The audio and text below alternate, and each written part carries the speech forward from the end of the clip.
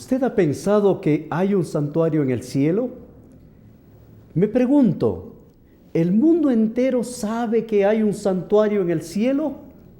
Pero quiero decirlo algo, hay un santuario en el cielo y hay el triunfo de Dios sobre el planeta Tierra. Vivimos en un tiempo realmente impresionante. El libro de Apocalipsis nos abre un panorama maravilloso. Cuando nosotros leemos el pasaje de Apocalipsis capítulo 11, versículo 15, dice: el séptimo ángel tocó la trompeta y hubo grandes voces en el cielo que decían: los reinos del mundo han venido a ser de nuestro Señor y de su Cristo, y Él reinará por los siglos de los siglos. Mis amigos, hay un mensaje de poder en este pasaje de la Escritura. El reino de Dios es el reino que durará por los siglos de los siglos. Y allí se nos abre el santuario celestial. Cuando estamos estudiando el libro del Apocalipsis, nosotros vimos varios aspectos. Dijimos que el santuario ya no existe en el planeta Tierra. El verdadero santuario ahora está en el reino de los cielos. ¿Quién es el sumo sacerdote? Es Cristo Jesús. Él es el que reina, Él es el que gobierna, Él es el que dirige. Pero cuando nosotros estudiamos el libro del Apocalipsis, nosotros vemos que el Apocalipsis se desarrolla en el santuario celestial, no en la tierra. Todo lo que está en el libro del Apocalipsis se muestra el dominio, el control y todo en el santuario celestial. Cuando hablamos del santuario celestial, nosotros pensamos ahora, si hay un santuario en el cielo, ¿por qué entonces existen santuarios en la tierra? Es verdad, hay muchas cosas que no se pueden explicar fácilmente. ¿Por qué? Porque la gente ha inventado muchas cosas y le han quitado a Dios el lugar. ¿Por qué? Han hecho cosas que para nosotros nos hacen perder la visión de lo espiritual, de lo verdadero, de lo que la palabra de Dios enseña. Como los seres humanos creemos en su gran mayoría, y voy a decir creemos porque yo fui parte de ello. Como mucha gente cree que Dios está en los templos. Y la gente se congrega en los lugares. Van a las grandes capillas, a los lugares especiales, y ellos piensan que allí en el medio del altar, en un lugarcito pequeño que se llama tabernáculo, la gente va, se arrodilla y busca. ¿Por qué? Porque piensa que allí está Cristo. Cristo está en ese tabernáculo chiquitito, puesto en una hostia de pan pequeñita, y la gente dice: ese es Dios, ese es el santuario, ese es el lugar. Déjeme decirle una cosa, la Biblia no enseña esto, tampoco apoya esto. ¿Por qué? Porque no existe ya más un santuario en la tierra. El verdadero santuario está en el cielo. Ahora le voy a decir algo. Muchos de los que están escuchando van a pensar que yo soy un resentido religioso. Le voy a decir algo. Mire, si nosotros pensamos que la religión es asunto de herencia, nosotros nunca tendremos oportunidad de cambio. Pero la religión no es un asunto de herencia. La religión es algo que Dios nos da. Es una relación entre el Dios del cielo y los hombres. No hay intermediarios, no hay punto medio entre Dios y el hombre. El centro que está entre nosotros, entre Dios y el hombre, se llama Cristo Jesús. Así es que lo que estamos estudiando, nosotros vemos el santuario del cielo, y en esto vamos a dedicarle tiempo. ¿Para qué? Para que podamos ver el verdadero santuario y podamos ubicarnos en las cosas que Dios tiene para con nosotros. Cuando vemos nosotros este santuario, en el versículo 16 nos dice: Y los 24 ancianos que estaban sentados delante de Dios en sus tronos se postraron sobre su rostro y adoraron a Dios. Mis amigos, qué tema hermoso. Los 24 ancianos en el santuario celestial, estos son los que representan a los seres humanos. Estos 24 ancianos inclinan el rostro y adoran a Dios. En el verso 17 menciona: te damos gracias, Señor Dios Todopoderoso, el que eres, el que eras y el que has de venir, porque has tomado tu gran poder y has reinado. Qué hermoso, el Señor reina y nos muestra un cuadro impresionante, hermoso. Ellos reconocen ya el reinado de Cristo Jesús. Pero ¿qué pasa en este mundo mientras en el cielo se reconoce el señorío, el poder de Cristo Jesús? En el verso 18 nos mencionan: y se airaron las naciones, y tu ira ha venido, y el tiempo de juzgar a los muertos y de dar el galardón a tus siervos los profetas, y a los santos y a los que temen tu nombre, a los pequeños y a los grandes, y de destruir a los que destruyen la tierra. ¡Qué mensaje! El galardón a los hijos de Dios, aquellos que han pasado por gran tribulación, que han confiado en Dios y que han tenido seguridad y certeza de salvación. En el verso 19 entonces nos muestran lo que pasa en el cielo. Y dice: y el templo de Dios fue abierto en el cielo, y el arca del pacto se veía en el templo, y hubo relámpagos, voces, truenos y un terremoto grande y grande granizo. Mis amigos, ahí hay algo impresionante. Jesús reina en nuestro mundo. En el mundo Jesús es el rey. Él es el que tiene poder, el que tiene fuerza y el que tiene el poder sobre todos los reyes de la tierra.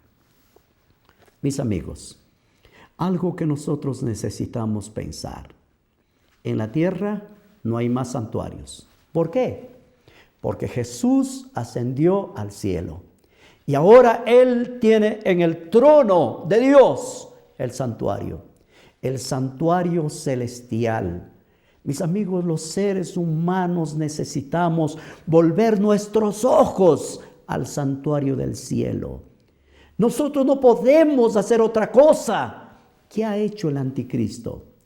El anticristo le ha quitado a Dios el santuario del cielo y ha establecido un sistema religioso en la tierra con sus propios sacerdotes, con su propio sacrificio. ¿Cómo llamamos este sacrificio? La mayoría de personas conocen como el sacrificio incruento de la Santa Misa. Parece bonito, ¿verdad? Yo quiero decirle algo. Nosotros necesitamos, y por favor yo le hablo con todo mi corazón. No importa en qué iglesia esté usted. Lo importante es que usted tiene que abrir sus ojos y tiene que pensar. Hay un Dios en los cielos que está en control de este mundo. Y la Biblia nos dice que hay un santuario en el cielo y que no existen más santuarios en la tierra. No existen más hombres intermediarios entre Dios y el hombre. ¿Por qué? Porque el que intercede entre nosotros ante Dios el Padre es Cristo Jesús. Así es que nosotros necesitamos venir a Jesucristo y necesitamos encontrarnos con Él, tener un contacto con el Dios de la vida. Apocalipsis capítulo 11, versículo 15 menciona: el séptimo ángel tocó la trompeta y hubo grandes voces en el cielo que decían, ¿qué decían estos? Los reinos del mundo han venido a ser de nuestro Señor y de su Cristo, y Él reinará por los siglos de los siglos. Apocalipsis 11:15. ¿De qué está hablando? De los reinos de este mundo. Él está hablando que este mundo ahora va a ser de nuestro Dios y de su Cristo. San Mateo capítulo 4, versículo 17. Nosotros podemos ver lo que Jesús predicaba, lo que Jesús enseñaba. Menciona la Escritura. Desde entonces comenzó Jesús a predicar y a decir, arrepentíos, porque el reino de los cielos se ha acercado. Mis amigos, qué impresionante mensaje. El reino de los cielos se ha acercado. ¿Y a qué está llamando? Está llamando al arrepentimiento. ¿Qué persona busca el reino de los cielos? Los hombres buscamos los reinos terrenales. Los hombres buscamos religiones de la tierra, pero no buscamos el reino de los cielos. El Señor Jesús dijo algo más todavía. Noten cómo Jesús habló. Mateo capítulo 5, versículo 3. Bienaventurados los pobres en espíritu, porque de ellos es el reino de los cielos. ¿Qué está diciendo? Está diciendo, bienaventurados los pobres en espíritu. Mucha gente cuando lee este versículo piensa que está hablando de personas que tienen retraso mental. No. No está hablando de personas con retrasos mental. Está hablando de personas que son pobres en el Espíritu Santo, de personas que no han tenido el corazón abierto para escuchar al Espíritu Santo de Dios. Un pobre de espíritu puede ser el hombre más millonario de la tierra, con el mayor conocimiento filosófico y científico, pero pobre espiritualmente. Pero si esas personas pobres espirituales que buscan a Dios, entonces Dios les dice, bienaventurados.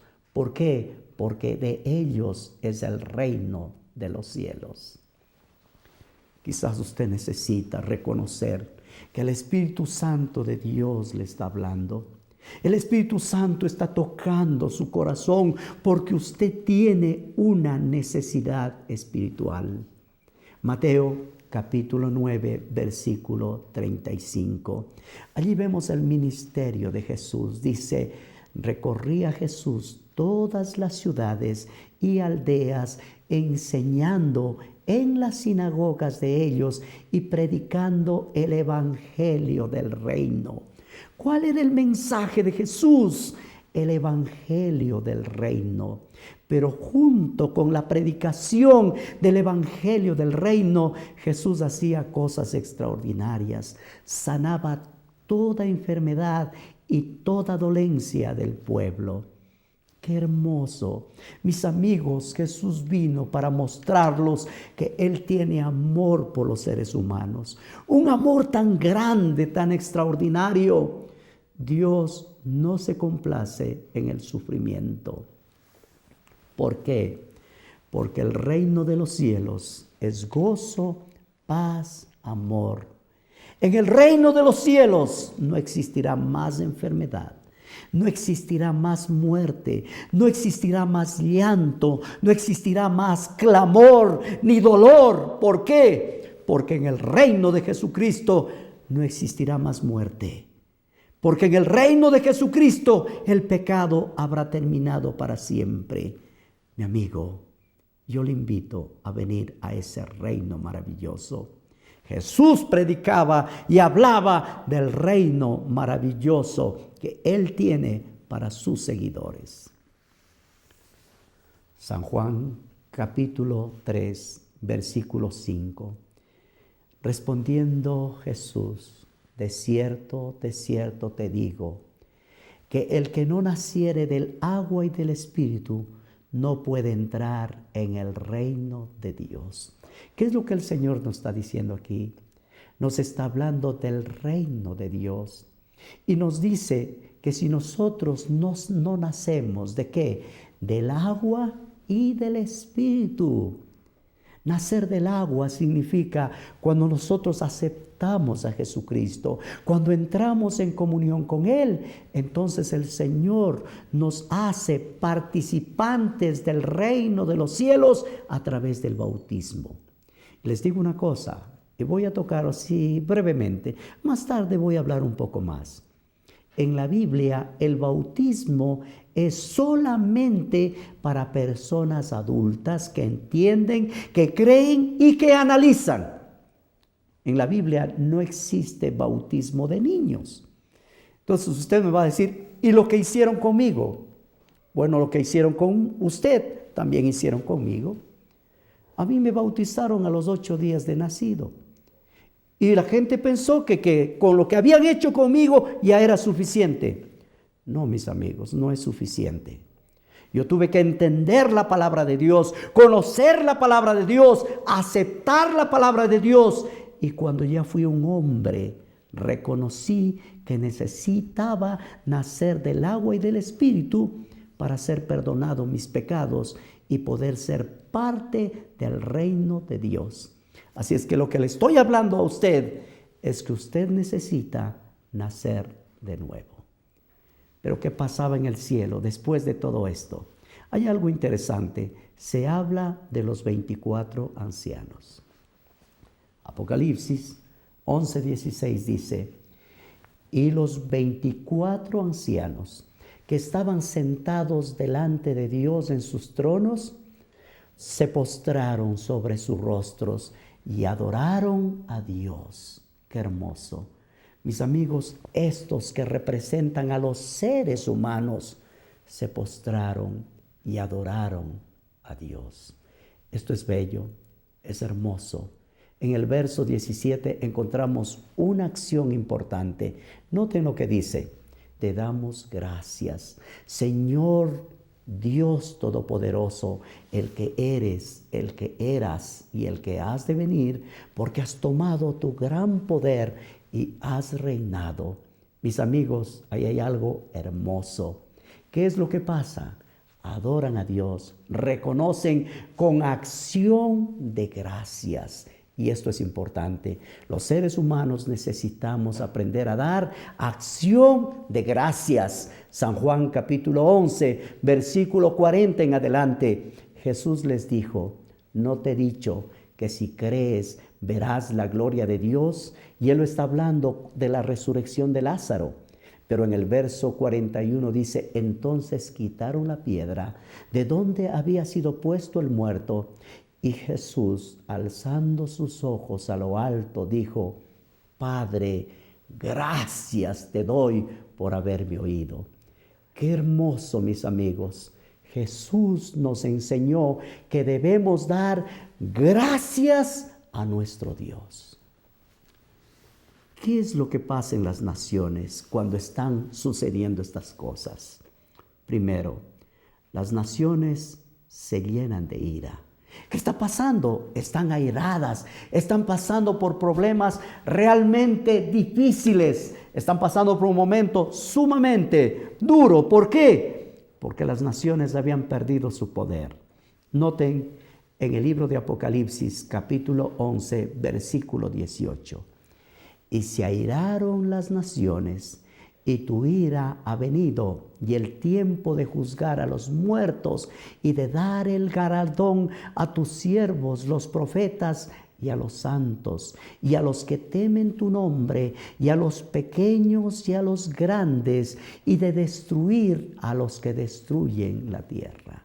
Mis amigos, es un tiempo realmente impresionante. Los reyes de la tierra siempre quieren recibir el homenaje, pero el Señor no tiene homenaje para ellos.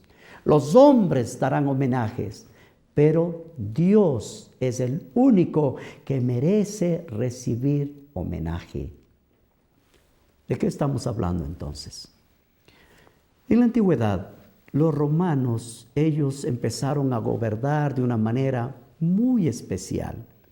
Quizás fue una nación con una democracia impresionante, hermosa. El Imperio Romano fue un imperio que debía ser un ejemplo para el mundo. Pero poco a poco los gobernantes perdieron la visión. ¿Por qué? Porque ahora ellos, los reyes, los emperadores, comenzaron a tomarse el título de dioses. Y ellos empezaron a decir que debían reconocer al emperador como el Dios. Y ellos se vieron como los intermediarios entre los hombres y el cielo. Hicieron templos para los emperadores romanos. Y mis amigos, ese fue el tiempo más difícil. Esto causó la ruina del Imperio Romano. Cuando los césares se creyeron dioses, fue cuando Dios terminó con su imperio. Y yo quiero decirle algo, querido amigo. Si Dios nos da poder para hacer algo en cualquier tipo de organización o en cualquier nivel, las personas no están para creerse superiores o amos de los demás. Nosotros estamos puestos en ese lugar para servir. ¿Por qué para servir? Porque los hijos de Dios nacieron para servir a sus semejantes. Lucas capítulo 22, versículo 25. Pero él les dijo: los reyes de las naciones se enseñorean de ellas, y los que sobre ellas tienen autoridad son llamados bienhechores. Este es el título o la actitud que la nación le da a sus gobernantes. En el versículo 26 dice: mas no así con vosotros, sino el que quiera ser el mayor entre vosotros, sea como el más joven, y el que dirige como el que sirve. ¿Por qué? ¿Cuál es el mayor? ¿El que se sienta en la mesa o el que sirve? No es el que se sienta en la mesa, mas yo estoy entre vosotros como el que sirve. Jesús vino para servir, Jesús vino para dar, Jesús vino para estar en favor de los seres humanos. Lucas 24, versículo 46, 47 dice así: y les dijo: así está escrito, y así es necesario que el Cristo padeciese y resucitase de los muertos al tercer día, y que se predique en su nombre, ¿qué? Arrepentimiento y perdón de pecados a todas las naciones. Este es el mensaje de Jesucristo, un mensaje de perdón, un mensaje especial a todas las naciones. Pero ahora vamos a entrar a la última parte, y en esto quiero dedicar un tiempo para que usted medite. Aquí vamos a ver una parte del santuario celestial. Y ahora nosotros podemos entender, el ministerio de Jesucristo estaba en el lugar santo, pero ahora se abre una parte del santuario que se llama el lugar santísimo. El templo es abierto. Noten Apocalipsis 11, 19. Y el templo de Dios fue abierto en el cielo, y el arca de su pacto se veía en el templo. Y hubo relámpagos, voces, truenos, terremoto y grande granizo. Mis amigos, esto es impresionante. En el templo hay un lugar que se llama Santísimo. En los Salmos 11, versículo 4. Jehová está en su santo templo. Jehová tiene en el cielo su trono. Sus ojos se ven. Allí nosotros podemos ver al Dios Todopoderoso. Esto nos menciona en los Salmos 11, versículo 4. Deuteronomio 31, allí nosotros encontramos una declaración, una orden de Dios, y dio órdenes Moisés a los levitas que llevaban el arca del pacto de Jehová, Dios le había dado una orden diciendo que tomaran el libro del pacto, ese libro, y lo pusieran ¿dónde? En el arca del pacto. ¿Qué era el arca del pacto? El arca del pacto era donde estaban los 10 mandamientos. Los 10 mandamientos estaban en el santuario celestial. ¿En qué parte del santuario? En el lugar santísimo. Jesucristo está ahora en el lugar santísimo. En ese lugar santísimo donde los seres humanos pueden acercarse. Allí está el arca de Dios. Allí está todo lo que el Señor tiene para con nosotros. Y nosotros necesitamos entender, nosotros necesitamos ver esta arca del pacto. ¿Qué tenía el arca del pacto?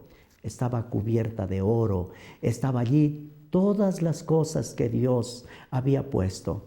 Estaba la vara de Aarón, estaban los 10 mandamientos y allí estaban las tablas del testimonio.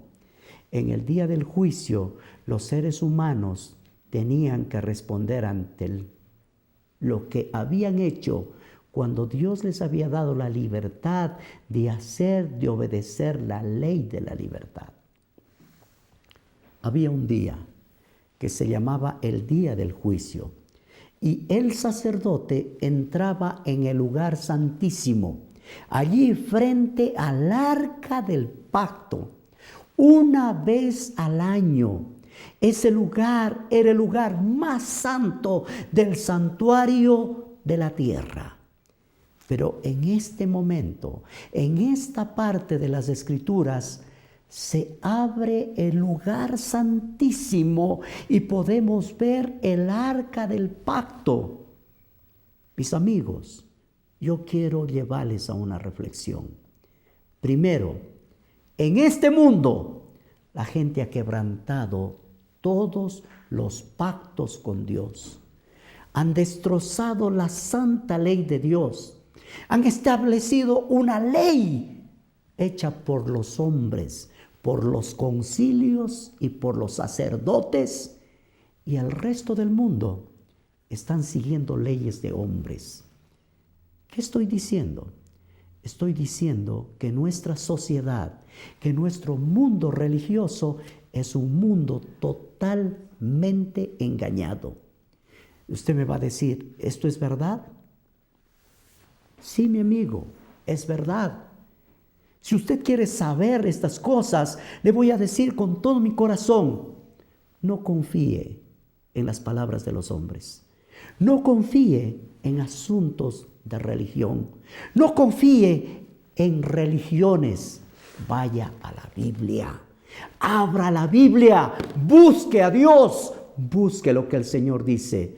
Los 10 mandamientos nunca cambiaron. Las religiones de hoy son religiones que han buscado su propia interpretación.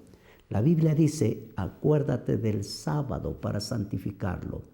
Pero todas las religiones, no importa si son tradicionales, no importa si ahora toman la Biblia, no importa lo que hagan, siguen siendo hijos de rameras. ¿Te dolió lo que te dije? Si te dolió, busca la Biblia. Entonces vas a encontrar que el arca del pacto está en el santuario celestial y que todavía los 10 mandamientos tienen poder. Es una verdad que no se puede borrar. Dios te ayude y abra tus ojos para que puedas ver a ese Dios bueno y maravilloso. Que Dios te bendiga.